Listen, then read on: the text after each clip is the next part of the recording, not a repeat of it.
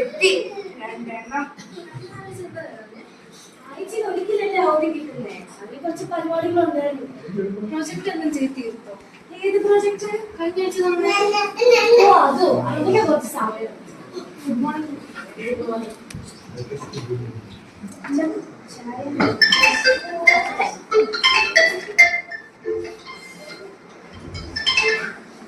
Hello hello അവിടെ പറഞ്ഞു.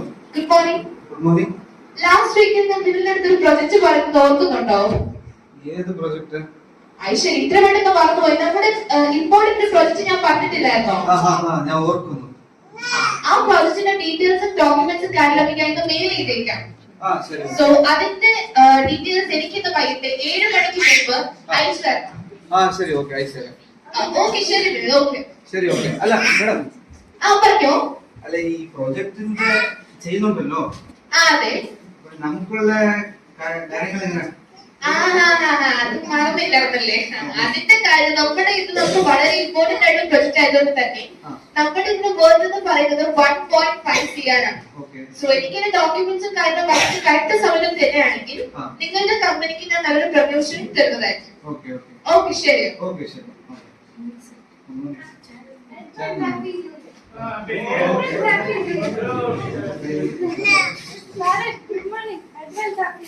Good morning. Sharan, കഴിഞ്ഞ ആഴ്ച ഞാൻ ഒരു കാര്യം പറഞ്ഞില്ലായിരുന്നോ? അതെ, ലാസ്റ്റ് ടൈം ഒരു കമ്പനിയുടെ ഓർഡർ നമുക്ക് തന്നെ കിട്ടിയിട്ടുണ്ട്. അപ്പം അതിന്റെ ഒരു ഡെമോ നമ്മൾ ഇന്ന് തന്നെ കൊടുക്കണം. അവർ നമുക്ക് ഡീറ്റെയിൽസ് മെയിൽ ചെയ്തിട്ടുണ്ട്. അപ്പം നീറ്റായിട്ട് പെർഫെക്റ്റ് ചെയ്തു, ഒരു മിസ്റ്റേക്സ് ഉണ്ടാവാൻ പാടില്ല. ഓക്കെ,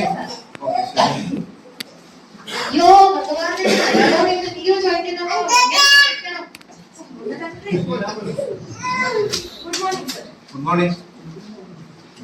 അല്ല സാറേ, എനിക്ക് നാളെ ഒരു ലീവാണ്. ലീവോ? എന്തിനാ? ഞാനിപ്പോ അറിയുമ്പോ മറ്റേ വെഡിങ് പോവാ. അപ്പൊ എനിക്ക് നാളെ ജാത്രയൊക്കെ എന്റെ സിസ്റ്റർ, ഇഷ്ടം പോലെ ജോലിയുള്ള സമയത്ത് നിങ്ങൾ അവിടെ ബെറ്ററാക്കി ജാത്രയൊക്കെ പോയാൽ എങ്ങനെയാ? ഇല്ല, എനിക്ക് പോണം. പോകാൻ പറ്റത്തില്ല.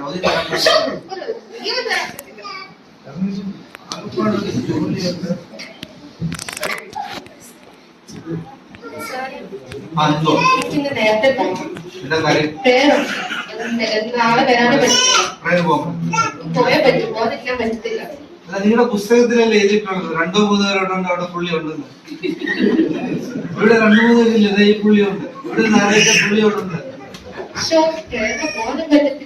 ഇഷ്ടം പോലെ ജോലിയുള്ളപ്പോഴാണ്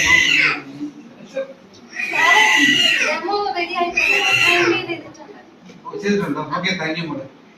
ആദ്യമായിട്ട് ഇത്ര നേരത്തെ ജോലി ചെയ്തു. അവരെയും വിളിച്ചങ്ങ് അറിയിച്ചേക്കാം. അവർക്കൊരു ഫയൽ കൊടുക്കാം. Hello hello. മേഡം, ഒരു ഫയൽ അയച്ചിട്ടുണ്ട്. അതൊന്ന് നോക്കിയായിരുന്നു. സന്തോഷമായോ? ഞാൻ കണ്ടാൽ അതിന്റെ സന്തോഷം തന്നെ ഉള്ളത്. താൻ എന്തോടെ കാണിച്ചു വെച്ചേക്കുന്നത്? ഞാൻ അത്രയും നന്നായിട്ട് ചെയ്ത പ്രോജക്ട് നിങ്ങൾ ഇത്ര നമ്മൾ ചെയ്യുമെന്ന് വിചാരിച്ചിട്ട് താൻ എന്തോ കാണിച്ചു വെച്ചേക്കുന്നത്? ഞാൻ തന്നെ അത്ര വിശ്വസത്തോടാണ് ഏൽപ്പിച്ചത്. ഞാൻ ചെക്ക് ചെയ്താണ് വെക്കുന്നത്. ഒന്നും ചെക്ക് ചെയ്തിട്ടില്ല. ഞാൻ നിങ്ങൾ ഇത്ര വിശ്വസത്തെ ഏൽപ്പിച്ചിട്ട് ഞാൻ ഇത് ക്ലോസ് ചെയ്യാൻ പോകും. Thank you, sorry, bye. I am closing the project.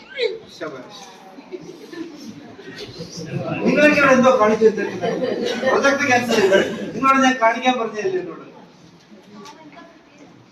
എന്തോ മിസ്റ്റേക്സ് ആയിട്ടുണ്ട്. പ്രൊജക്ട് അവർ ക്യാൻസൽ ചെയ്തു. എന്നെ കാണിച്ചില്ലല്ലോ, അത് ക്യാൻസൽ ആയിപ്പോയി. നിങ്ങളെയൊക്കെ വിശ്വസിച്ച് ഞാൻ ഒരു കാര്യം എത്തെങ്കിൽ സമാധാനപ്പെടാൻ പറ്റത്തില്ല. ശമ്പളം കൊടുക്കുന്നതല്ലേ?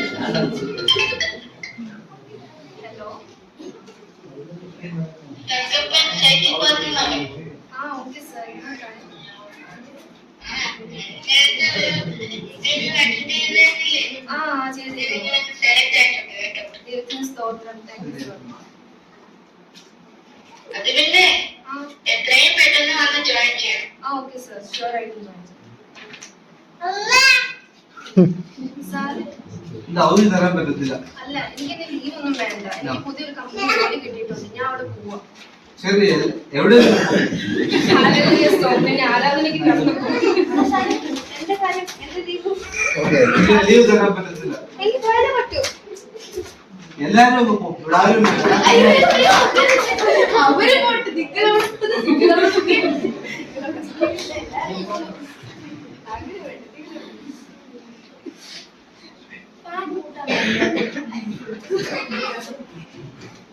അല്ല കുറച്ച്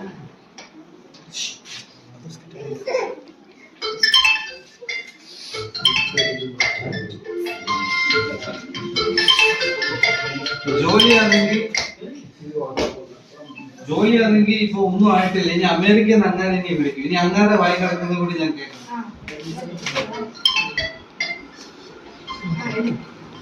ഹലോ ആ സാറേ പറഞ്ഞോ. പ്രൊജക്ടൊക്കെ എന്തോ സാറേ എല്ലാം കുളമായി. എന്തോ പറ്റാണ് ഇതിനുള്ളിൽ കുറച്ച് ഓർഡർ എല്ലാം പോയി. നമ്മൾ ഇവരൊക്കെ വിശ്വസിച്ച് ഒരു ജോലി ഏൽപ്പിച്ചു. എന്തോ മിസ്റ്റേക്ക് ആയി അവർ ഓർഡർ ക്യാൻസൽ ചെയ്തു. നിങ്ങളെ ഇവിടെ ഇടയ്ക്ക് ഞാനില്ലോ കിടക്കുന്നത്. സാറില്ല, നമുക്ക് ഇനി അടുത്ത ഓർഡറിൽ എന്തെങ്കിലും പിടിക്കാം. അതെ അത് പറ്റത്തില്ല. ഇനിയിപ്പോ ഞാൻ ഒരു കാര്യം പറയട്ടെ. നിങ്ങൾ കമ്പനി നന്നായിട്ട് നടത്തിക്കൊണ്ട് പോയില്ലേ, അതിന് പറയട്ടെ. ഇപ്പൊ നിങ്ങൾ കമ്പനിയൊക്കെ പോയിട്ടില്ലേ, വീട്ടിൽ പോയിട്ട് കമ്പനി പൂട്ടാനാണ്. നമുക്ക് വലിയൊരു താഴെ പിടിക്കണം.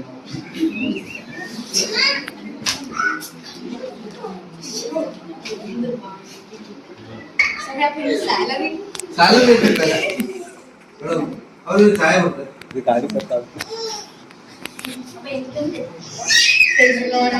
ഹായ് സഹോദര, പ്രൈസ് ലോർഡ്. കൊടുത്തോട്ടെ. അതൊന്നുമല്ല സഹോദരൻ, സംസാരിക്കാനോ? എന്താ ഞാനൊരു ദർശനം കണ്ടു. നിങ്ങളുടെ കമ്പനിയൊക്കെ പറ്റിയെന്നൊക്കെ കേട്ടു. ഇനി ഇതിപ്പോഴൊന്നും പറ്റാനില്ല. എന്ത് പറ്റി? കമ്പനി ലോസിലാണ് പോയി. ഇവരൊക്കെ വിശ്വസിക്കുന്ന ഓർഡർ ക്യാൻസൽ ആയിപ്പോയി. അതുപോലെ തന്നെ മേളിൽ നിന്ന് അങ്ങനെ അമേരിക്കന്ന് വിളിച്ചു പറഞ്ഞേക്കാം നാളെ മുതൽ പൂട്ടണം. സഹോദര, ഞാൻ കഴിഞ്ഞ പ്രാവശ്യം എന്നെ ഇവിടെ നിരക്കി വിട്ടപ്പോഴേ ഞാൻ പറഞ്ഞതാണ്, നീ കർത്താവിൽ വിശ്വസിക്കണം, എങ്കിൽ ഞാൻ അത്ഭുത കാര്യങ്ങൾ ചെയ്യുന്നത്. കർത്താവിനെ ഇനിയും വിശ്വസിക്കാൻ ഇനിയും സമയമുണ്ട്. കർത്താവിനെ ഇനിയും വിശ്വസിച്ചാൽ ഇത് കേട്ടാൽ നിങ്ങൾ നിശ്ചയമായി നിങ്ങളുടെ കമ്പനിക്ക് ഒരു നല്ല വളർച്ച ലഭിക്കുന്നതാണ്. ഉറപ്പായിട്ടും കിട്ടും. കർത്താവ് ഇപ്പോൾ കർത്താവിനെ കാണാൻ പറ്റുന്ന എങ്ങനെയാന്ന് വെച്ചാൽ, കർത്താവ് നമ്മുടെ ലോകത്തിൽ വന്ന് നമ്മുടെ പാപമോചനത്തിനായി മരിച്ച് ഇപ്പോൾ സ്വർഗത്തിലാണുള്ളത്. നമുക്ക് മാതൃകയായിട്ട് അവൻ തന്നെ പരിശുദ്ധാത്മാവിനെ അയച്ചിട്ടുണ്ട്.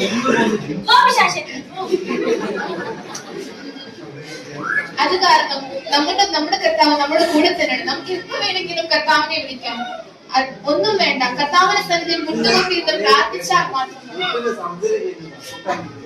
മുട്ടുകുത്തിയില്ലെങ്കിലും എവിടെങ്കിലും ഒന്നിട്ട് പ്രാർത്ഥിച്ചാൽ മതി. നടക്കുമ്പോഴോ കിടക്കുമ്പോഴോ ഓടുമ്പോഴോ എപ്പോഴായാലും പ്രാർത്ഥിച്ചാൽ ദൈവം മറുപടി തരാൻ ശക്തരാണ്. ഉറപ്പായിട്ടും എന്റെ കയ്യിൽ തരാൻ പണമോ സ്വർണമോ ഒന്നുമില്ല. എന്റെ കയ്യിൽ തരാൻ ഒരു വിവേക സ്വത്തുള്ളത് ഈ ബൈബിൾ മാത്രമാണ്. ഇതിൽ അനേക സത്യങ്ങളുണ്ട്. നിങ്ങൾ വായിച്ച് അത് മനസ്സിലാക്കിയാൽ ദൈവം നിങ്ങളെ ഉറപ്പായിട്ട് അനുഗ്രഹിക്കണം. ഫിലിപ്പിയർ കീർത്തനലേഖനം 4-ാം അധ്യായം അതിന്റെ 6-7 വാക്യങ്ങളിൽ പറയുന്നത്, കർത്താവ് വരുവാൻ അടുത്തിരിക്കുന്നു, ഒന്നിനെ കുറിച്ച് വിചാരപ്പെടുന്നത്, എല്ലാത്തിനും പ്രാർത്ഥനയാലും അപേക്ഷയാലും നിങ്ങളുടെ ആവശ്യങ്ങൾ സ്തോത്രത്തോടു കൂടെ ദൈവത്തെ അറിയിക്കത്ര വേണ്ടത്. എന്നാൽ സകല ബുദ്ധിയും കവിയുന്ന ദൈവസമാധാനം നിങ്ങളുടെ ഹൃദയങ്ങളെയും നിലവുകളെയും ക്രിസ്തുയേശുവിൽ കാക്കും.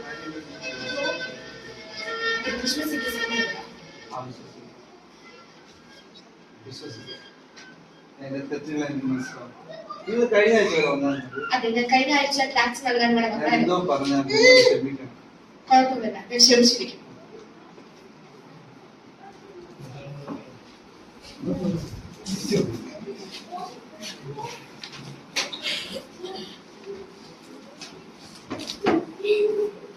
ഈ സ്കിറ്റിലൂടെ നമുക്ക് മനസ്സിലാക്കാൻ പറ്റുന്നത് എന്തെന്നാൽ, ആധുനിക ഫറവോൻ തന്റെ ഉയർച്ചയിൽ അഹങ്കാരത്താലും കോപത്താലും ശാഠ്യത്താലും ജീവിച്ചത് കൊണ്ട് ദൈവത്തെ അറിയുവാൻ ശ്രമിച്ചില്ല. ആയതിനാൽ ദൈവമക്കളായ നമ്മൾ താഴ്മയുള്ളവരായി, സൗമ്യതയുള്ളവരായി, നിറഞ്ഞ സ്നേഹമുള്ളവരുമായി ജീവിക്കണം. അതുപോലെ തന്നെ ലോകത്തിൽ ദൈവത്തിന്റെ ഉത്തമ സാക്ഷികളായി മുൻവരും കാലങ്ങളിൽ വിശുദ്ധിയോടും ആത്മീക കാര്യങ്ങൾക്ക് മുൻസ്ഥാനം നൽകി കർത്താവായ യേശുവിന്റെ 2ാം വരവിനായി നമുക്ക് ഏവർക്കും ഒരുങ്ങാം. ദൈവം നമ്മളെ അനുഗ്രഹിക്കുമാറാകട്ടെ. Thank you.